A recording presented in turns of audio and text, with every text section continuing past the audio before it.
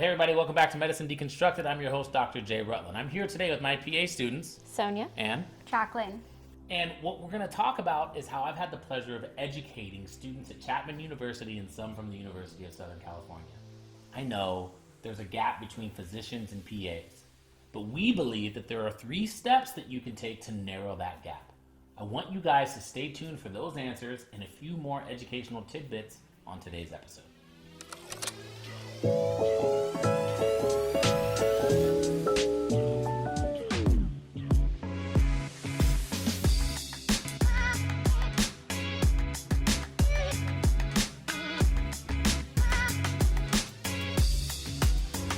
Tell me about PA school and what it's like learning under Dr. Rutland. Yeah, so as Dr. Rutland mentioned, we're both PA students. We are finishing up in 2 weeks. We are graduating, which is crazy. We both did our internal medicine outpatient rotation with Dr. Rutland, which definitely highlighted some of the gaps that I was missing in my personal knowledge, which is what brought us to this conversation today.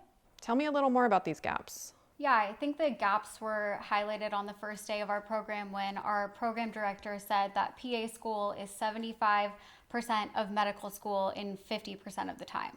Let's think about that one. I personally do not think that statement is completely off base. When you think about PAs and what their responsibilities are, they're expected to run clinics, round on inpatients, and perform procedures.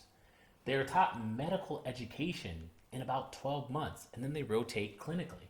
Steps are skipped, and at times, instead of understanding the foundation, they're forced to memorize. Now, we all do this to a certain extent, but this can lead to the feeling of being overwhelmed. And I believe the first step to narrow the gap is to develop the habit of saying, I don't know.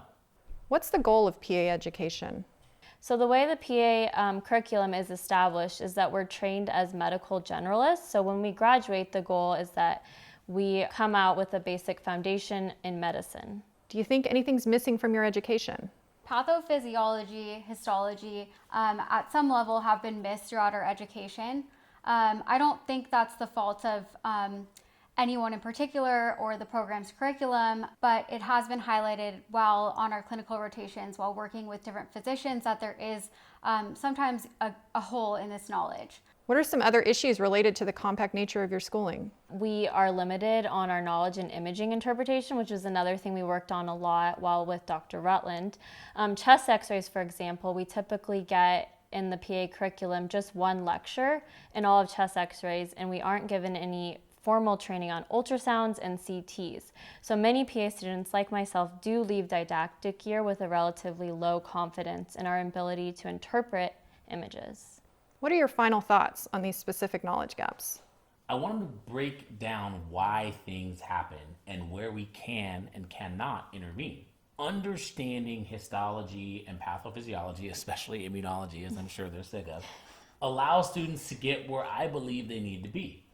After providing resources, students do get what you would call pimped. Hey gang, my name is Dr. Anyway, I thought we'd change things up a little bit today. Instead of me firing questions at you, I'd like to see you all scurry away and get your textbooks. And when you get back, you actually get to quiz us. But this is to teach the ability to communicate, not to embarrass them.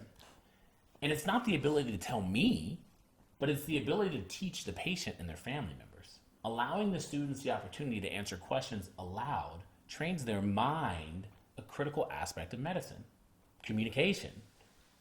This brings us to what we feel is the second step. Ask yourself if you understand the disease well enough to explain it to your patient. We also understand that image interpretation is vital.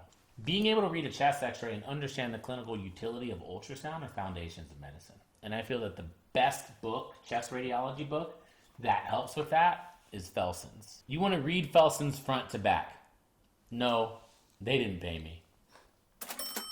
One more suggestion that I think is imperative for preceptors of PA students and even medical students is to give students plenty of autonomy. Allow them to think on their own. Do your best to let students manage the patient visit from start to finish. The best way to prepare students to be competent providers is to have them take the history, to have them do the physical, have them interpret the labs, have them interpret the imaging, and come up with a differential diagnosis and treatment plans. Then you can provide your feedback. Take some restraint. At times I won't say anything, and I'll let the student just chew on it themselves. As I mentioned before, this allows for active learning and lets students take ownership in our patient care. I want to touch on what makes you more eager to teach a student and how a student can show up in a way that they can make the most of their time spent with you. So this is really advice for students. I want you guys to read, read, and read. If you're ever a student of mine, you all know my interests. Immunology, especially as it pertains to the lungs. So if you focus on interstitial lung disease, asthma, COPD, and understand the foundations of those illnesses and the cell communication involved, it's a great start. But most of all, I want you to be curious and be willing to evolve and become better. Truth be told, I learned a lot from them, and I fully understand that I am what they're going to grow beyond. Dr. Rutland, are you okay with me flipping the script and asking you a question? I got no problem answering questions. Well, obviously you've been a professor or a preceptor, as we call it, to PA students, medical students, and you are a natural teacher. But what makes you more willing to teach students? Is there certain traits that they can possess or that they show on the first day that makes you more amped or excited to spend time dedicated to them? Curiosity. Curiosity is really difficult to coach. You either have it or you don't. The one thing I appreciate about PA students is because that time of education is so short, that curiosity remains. And so, again, you don't have the 4 years of medical school that have just been like, you've been pounded into it, like you're studying all the time, you're doing all this, you get a little tired or whatever. PAs, it's been like 12 months. Like, they're ready to go, and they're very curious.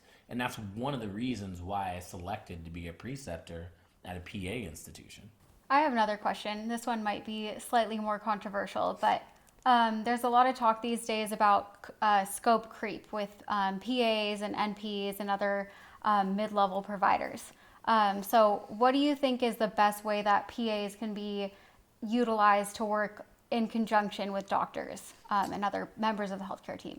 Yeah, I understand this scope creep, and what I think you mean by that, and correct me if I'm wrong, is PAs are starting to infiltrate areas of medicine in which doctors have been known to really just perform by themselves, whether it's a procedure or whether it's operating their own clinic or something like that. That's my guess is what you mean by that. Is that right? Mm-hmm. There's obviously a difference between what PAs learn and what physicians learn. When I look at healthcare, I understand that the most important aspect of healthcare is communicating to the patients and their family members. And I think that if we can teach healthcare providers how to communicate, that's the first order of business. So for me, it's really about understanding pathophysiology in a way that becomes simple for you to teach to other people. And so as long as you are able to do that, honestly, I don't give a what you do. Like, it really doesn't bother me. If you're competent enough to perform a procedure, explain the procedure, understand the consequences of it, understand how to deal with the complications of the procedure, go ahead and do it.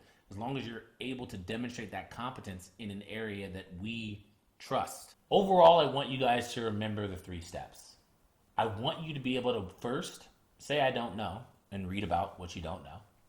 I want you to be able to ask yourself if you understand the concept well enough to teach your patient and family member. And I want you to buy Felson's Chest Radiology book and read it front to back. I brought the PA students here to discuss some of the gaps between PAs and medicine. I think that these students and many students that I come across are smart enough to succeed. And I think that they ultimately do well. But I also think that if we can focus on narrowing that gap, it's going to lead to healthcare becoming better and better as we move forward in this life. I really appreciate you guys being here today. I want to thank both Jacqueline and Sonia for their opinions and for their experience. We're just here to arm you guys with education, information. We want you to come back next week for some more ammunition. Thanks for being here.